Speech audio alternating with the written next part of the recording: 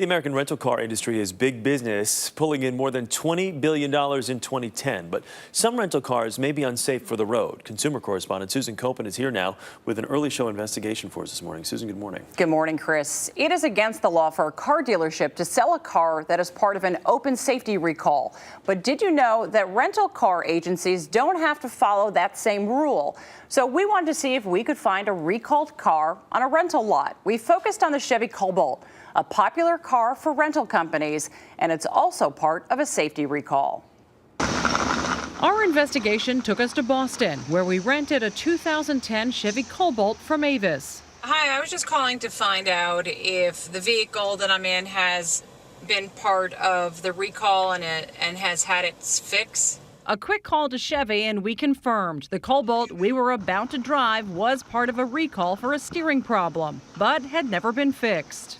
According to a National Highway Traffic Safety Administration report, consumers allege that the Cobalt's electric power steering fails suddenly while driving, resulting in 36 crashes and fires and 22 reported injuries. I'm Susan Koeppen with CBS News. We alerted the manager at the Avis lot. Chevy just told us that this car that's on this lot is part of the open recall and hasn't been fixed yet.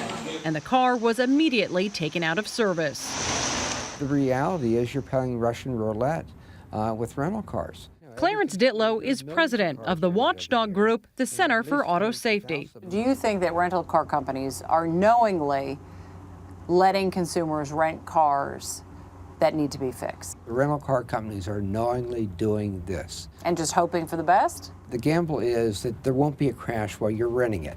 Carol Hauk lost her 2 daughters in a crash involving a rental car. Rachel's steering ability was lost, and they veered into oncoming traffic and hit a 18-wheeler head-on.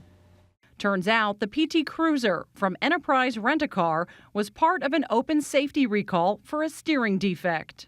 Had my girls been informed at the time that they rented this vehicle, I doubt very seriously they would have rented the car. In a statement to CBS News, Enterprise Holdings, America's largest rental company, says, quote, "Given all we have learned, today we would not rent the vehicle the Hauk sisters were driving until it was repaired."